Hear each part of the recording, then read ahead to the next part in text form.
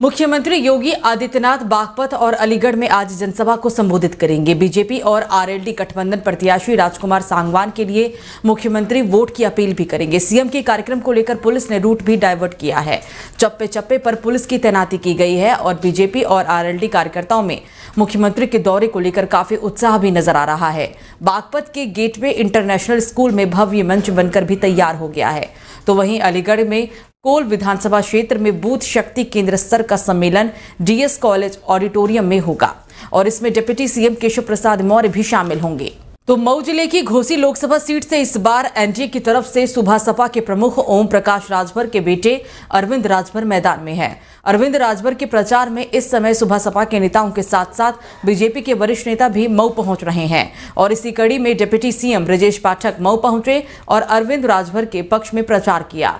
इस दौरान एक अजीबोगरीब नजारा भी देखने को मिला है, जब डिप्टी सीएम ब्रजेश पाठक ने अरविंद राजभर को मंच पर दंडवत कराकर बीजेपी कार्यकर्ताओं से माफी मंगवाई। अब इसका वीडियो सोशल मीडिया पर वायरल हो रहा है। 2024 लोकसभा चुनाव से पहले राजभर और बीजेपी का गठबंधन हो गया है और मऊ जिले की घोसी लोकसभा सीट पर राजभर मैदान में है। यहां से ओम प्रकाश राजभर ने अपने बेटे अरविंद राजभर को मैदान में उतार दिया है। घोसी से अरविंद राजभर के मैदान में आने के बाद बीजेपी में अंदर खाने में उनका विरोध भी होने लगा है। तो बीजेपी ने कांग्रेस नेता रणदीप सुरजेवाला पर मथुरा से बीजेपी सांसद हेमा मालिनी के खिलाफ आपत्तिजनक टिप्पणी करने का आरोप लगाया। बीजेपी ने आरोप लगाते हुए कहा कि इससे पता चलता है कि प्रमुख विपक्षी पार्टी महिलाओं से नफरत करती है। तो वहीं कांग्रेस नेता रणदीप सुरजेवाला की टिप्पणी पर अब कांग्रेस के पूर्व नेता और कल की पीठाधीश्वर आचार्य प्रमोद कृष्णम ने प्रतिक्रिया दी है। कांग्रेस नेता रणदीप सुरजेवाला के बयान पर आचार्य प्रमोद कृष्णम ने कहा, ये समस्त नारी शक्ति का अपमान है। इस तरह के व्यक्ति को राजनीति में रहने का कोई अधिकार नहीं होना चाहिए।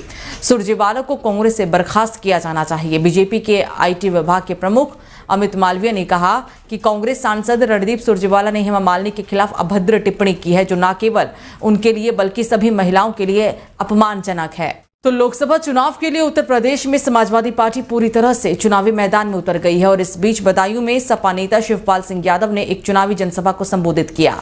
सपा नेता शिवपाल सिंह यादव का इस दौरान एक वीडियो भी वायरल हो रहा है, जिसमें मंच से शिवपाल यादव ने कहा कि हम सबसे वोट मांगेंगे, वोट दोगे तो ठीक, नहीं तो बाद में हिसाब किताब होगा। बदायूं में एक चुनावी मंच पर शिवपाल यादव कहते हैं कि हम सभी से वोट मांगेंगे, जो देगा वो ठीक है, नहीं तो अपने लोग तो है ही जो लाखों वोट से जिता देंगे। जो देगा वो ठीक, नहीं तो पहले वोट, नहीं तो फिर आगे हिसाब किताब होगा। सपा नेता शिवपाल सिंह यादव के इस वीडियो को लेकर सोशल मीडिया पर कहा जा रहा है कि शिवपाल यादव मंच से वोटर्स को धमकी दे रहे हैं। दरअसल लोकसभा चुनाव के लिए समाजवादी पार्टी ने बदायूं लोकसभा सीट से शिवपाल सिंह को चुनावी मैदान में उतार दिया है। शिवपाल भी चुनावी मैदान में पूरी तरह से एक्टिव में हैं और चुनाव प्रचार में जुटे हुए हैं। तो यूपी लोकसभा चुनाव में इन दिनों अमेठी सीट सुर्खियों में बना हुआ है। कांग्रेस ने इस सीट से अब तक अपना प्रत्याशी घोषित नहीं किया है और इस बीच सोनिया गांधी के दामाद और प्रियंका गांधी के पति रॉबर्ट वाड्रा ने दावा किया है कि अमेठी के लोग चाहते हैं कि वो इस सीट से चुनाव लड़ें, जिस पर डिप्टी सीएम ब्रजेश पाठक की प्रतिक्रिया सामने आई है। ब्रजेश पाठक ने रॉबर्ट वाड्रा को लेकर बयान दिया और कहा कि हमें अभी तक रॉबर्ट वाड्रा की तरफ से कोई आवेदन नहीं मिला है। अगर उन्होंने कांग्रेस पार्टी के लिए आवेदन किया है तो उनकी सास, उनके साले जाने।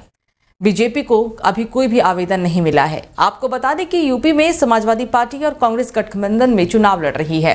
कांग्रेस के खाते में अमेठी, रायबरेली समेत 17 सीटें आई हैं, लेकिन कांग्रेस अब तक अमेठी और रायबरेली में अपने प्रत्याशियों का उम्मीदवार घोषित नहीं किए है। तो इलाहाबाद हाईकोर्ट की लखनऊ खंडपीठ के आदेश के बाद प्रदेश की योगी सरकार ने बड़ा फैसला लेते हुए करीब 16,000 गैर मान्यता प्राप्त मदरसों को बंद कर दिया है और इसके बाद मानकों को पूरा करने वाले मदरसों यूपी बोर्ड, सीबीएसई या फिर आईसीएसआई से मान्यता प्राप्त स्कूलों की तर्ज होंगे। हालांकि जो मदरसे मानकों को पूरा नहीं करते हैं वे बंद होंगे और वहां पढ़ने वाले बच्चों का एडमिशन सरकारी स्कूलों में कराया जाएगा और इसके लिए मुख्य सचिव दुर्गा शंकर मिश्र ने सभी जिलों के डीएम की अध्यक्षता में 5 सदस्यीय समिति भी बनाई है। ये कमेटी मदरसों में पढ़ रहे बच्चों का एडमिशन करवाएगी। अगर जरूरत पड़ी तो ऐसे बच्चों का दाखिला निजी विद्यालयों में भी कराया जा सकता है। अगर फिर भी बच्चे दाखिले से वंचित रहते हैं तो नए स्कूल खोलने पर भी कमेटी विचार कर सकती है। गौरतलब है कि करीब 16,000 मदरसों में तकरीबन 13 लाख बच्चे रजिस्टर्ड हैं।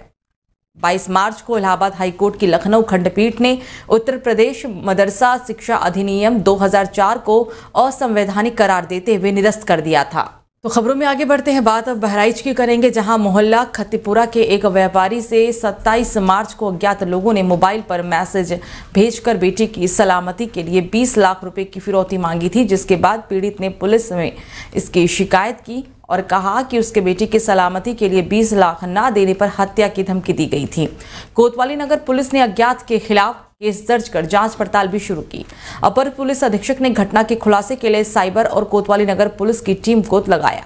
पुलिस और साइबर टीम ने कार्रवाई करते हुए फिरौती मांगने वाले 3 लोगों को गिरफ्तार कर जेल भेज दिया है। मामले में अपर पुलिस अधीक्षक ने कहा है कि परिवार में दहशत फैलाने के लिए ही फिरौती की मांग की गई थी। कि बहराइच के रहने वाले जाने वाले अंसारी व्यापारी हैं, इनके पास एक फ़ोन आया कि जो आपको मैसेज भेजा जा रहा है मैसेज को पढ़ें और 20 लाख की फिरौती हमको आपके बच्चे को मारने के लिए मिली। यदि आप 20 लाख रुपए दे देंगे तो हम आपके बच्चे को यहाँ से भग देंगे। इस संबंध में तुरंत अभी पंजीयन किया गया और साइबर थाने की टीम ने और कोतवाली नगर की टीम ने इसमें कार्य किया। इसमें 3 लोग प्रकाश में आए जिनके पास से मोबाइल बरामद हुआ और फिरौती संबंधी मांगने के संबंध में जो डॉक्यूमेंट उनके थे उसमें मोबाइल संबंध में वो बरामद हुए। 3 लोग गिरफ्तार कर लिया गया है और इसमें जो गुलफाम है, रुस्तम है, अनवार है, ये 3 लोगों की मिली भगत से ही इनके द्वारा जो एक मैसेज भेजे गए थे, फ़ोन कॉल किया गया था और 20 लाख